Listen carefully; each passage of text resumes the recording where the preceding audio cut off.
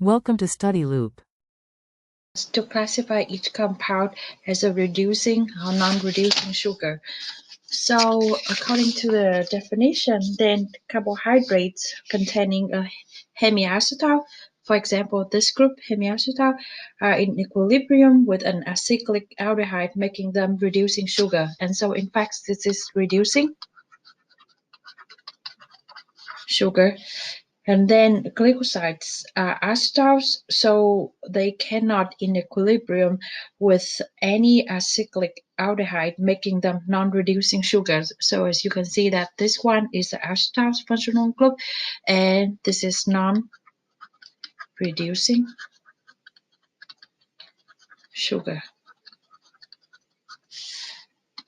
So this one over here, this part is non-reducing, but however this one is a hemiacetal, so this is still reducing